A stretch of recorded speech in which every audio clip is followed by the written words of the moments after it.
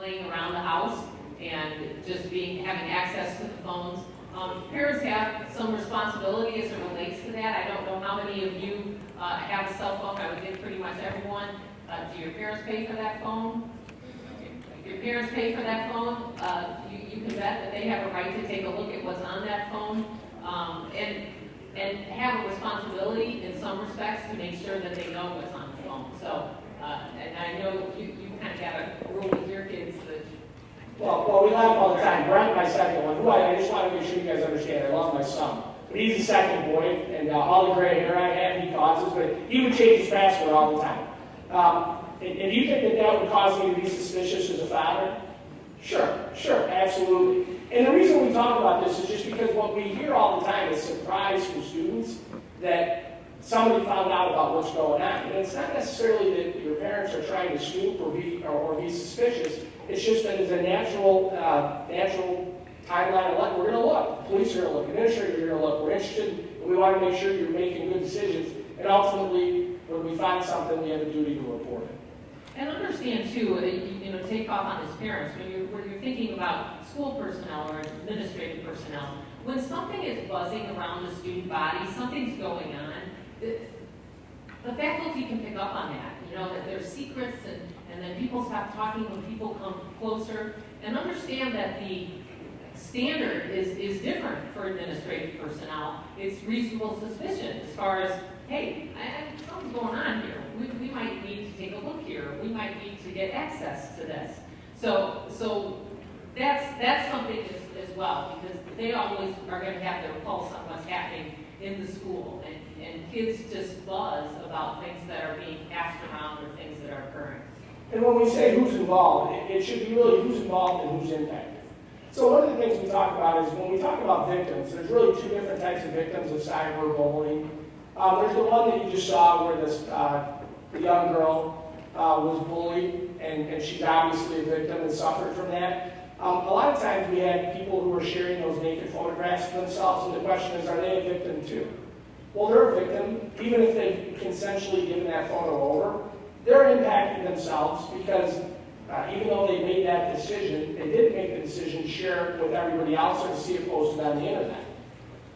We also talk about who's impacted. And Judge Bowles, when we talk about who's involved or who's impacted, how in the world does it impact teachers and administrators? How would they be impacted by this? Well, again, they are with you for half of your day for the most part. And obviously they've got a responsibility and they want to keep everybody safe while people are here. So they're impacted. You saw that the video with regard to the schools are pulled into this. You don't want your school to be associated with some big sex ring. I mean, it pulls everybody into this type of behavior just by way of where it's done and who you're associated with. And one of the things in our district, I'm not going to ask for a raise of hands, but a lot of you are involved in clubs. I mean, we just got a great tour of your building. There's cosmetology. We were at Central, a ton of great programs over there. You're involved in sports. You're involved in plays. And when we talk about who's impacted, a lot of times when we see kids who are the victims here, those kids then drop out of school activities. They're withdrawing from the day-to-day activities. And so your teachers, your administrators, they care about you. You're with them again. And so it's hard for them because they're impacted because all of a sudden somebody who they counted on, somebody who they believe in, all of a sudden is impacted and starts to withdraw from student life, and that's hard too. Now the last thing before we move on to the next video is we're talking about who's going to be charged in activities like this. Just, you had a great answer when we were talking about the school. But what's important to understand, in the state of Illinois, there's a law called the theory of accountability.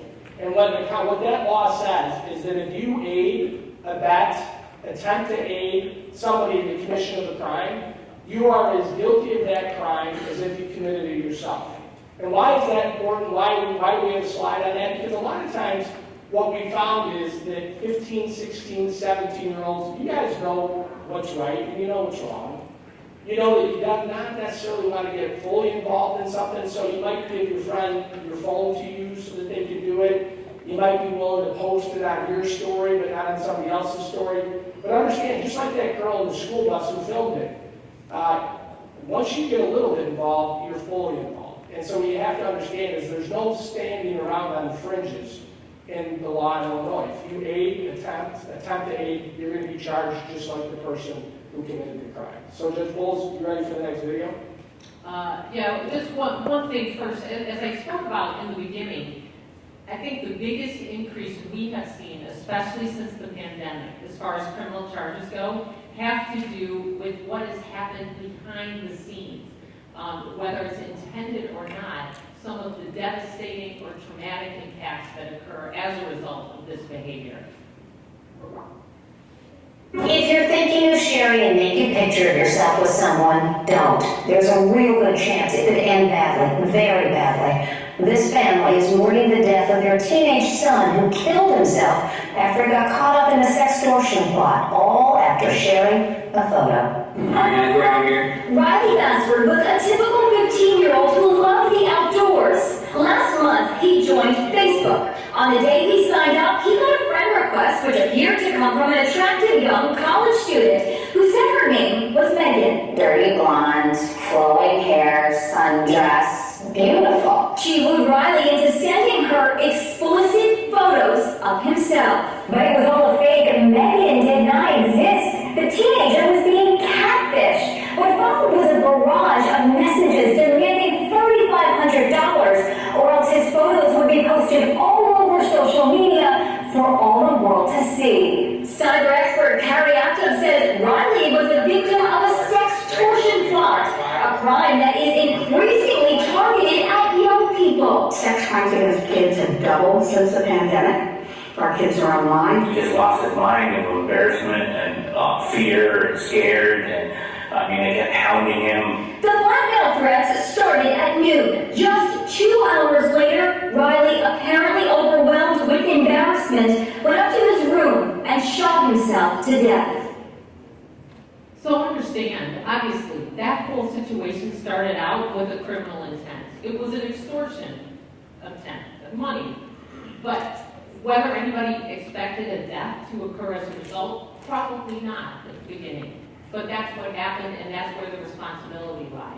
And here you're going to see a situation that's somewhat similar, again, with unintended consequences and how it blows up multiple families' lives. Two young teenagers in Ellsworth, just 14 and 16 years old, are facing charges tonight in connection with the suicide of a classmate. And police say their crime was committed online. It is that online behavior that has led to the arrest of those two teenagers, both facing possible charges of conspiracy to commit murder. Kids being bullied at school used to find relief when the bell rang at the end of the day. But now, most everyone has the technology to reach out and hurt someone at all hours of the day. And that leads to problems at the schoolhouse door. When people are able to hide behind a screen, they can say more hurtful things without seeing the other person's reaction. When you have words in front of you and you're reacting to that, you're not seeing the emotional response of the person on the other side of the screen. So it's really easy to take back something really awful. So the point here is, there's one thing that you can pick up from this presentation, is you cannot control the impact of your words, your pictures, your tweets, your posts. You can't control what is happening on the other side of the screen. But you know what? You are 100% responsible for what happens on the other side of the screen. So understand that now we're talking about, if you think starting out as bullying and it ends up in conspiracy to commit murder charges for two teenagers. So you can bet that the state is going to seek to charge them now, not as juveniles, but as adults. And you're looking at juvenile detention time, jail time, for sure, with situations like this. And obviously, the lifelong impact, Judge Hull and I can tell you, what we've seen in front of us, it's devastating. Obviously, school impact, whether you're expelled from school, whether it jeopardizes any future education opportunities you might have, any future job opportunities you might have. Depending on what charge you receive or are convicted of, it could control where you live, who you can live with, what you can live near. Can you live near a school or a park? Well, if you pick up certain felony charges, no, you can't. So we're talking really serious impacts as a result of what started out as bullying. So Judge Bowles, before we go on, I want to ask you a couple questions. So both Judge Bowles and I served as judges in juvenile court.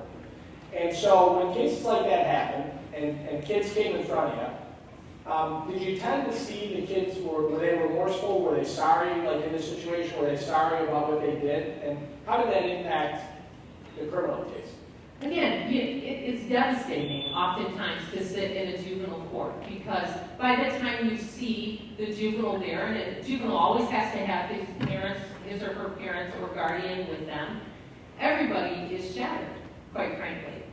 Everybody is remorseful. Depending on what the behavior is, oftentimes they're embarrassed.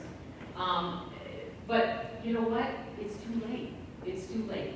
You're standing here in front of me. We've got criminal charges. We either have somebody who's been seriously hurt, if not dead for one reason or another, or just psychologically traumatized for some reason. And so one of the things that comes up just as we kind of share the experience, I'll tell you, I've been a judge now since 2009, and some of the hardest things that I've had to listen to is what we call victim impact statements.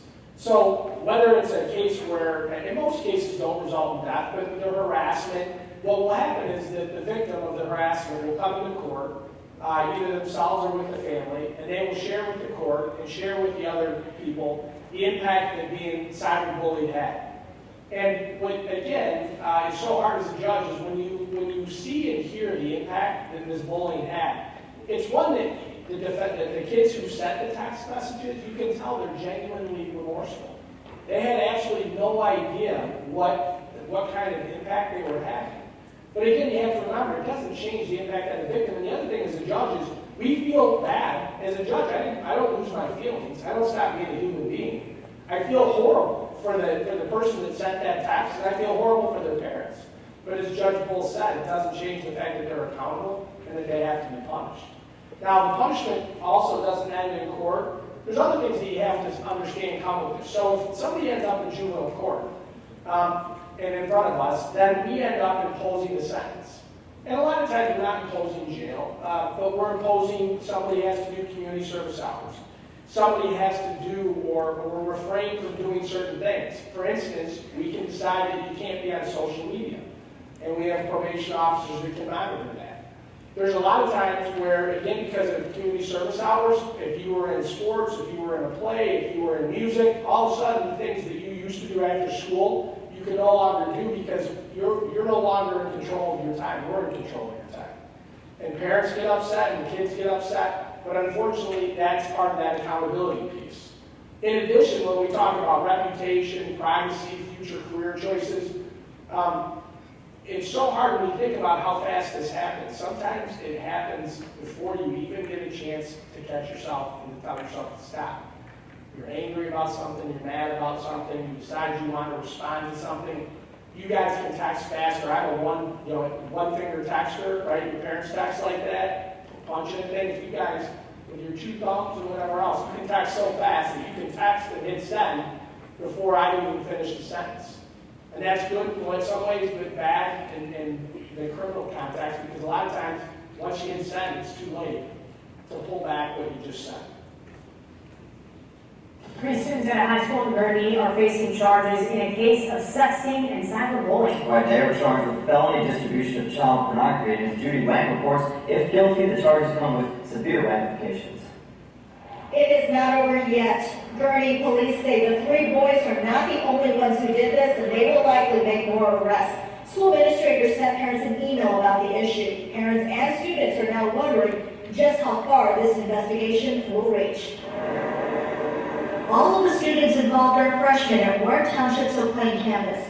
Some students agree what happened is a crime. Lake County prosecutors charged the three boys with felony distribution of child porn. Investigators declined to release specifics, only that it involves the texting of sexually explicit photos of a female classmate and cyberbullying. So as we get to the end.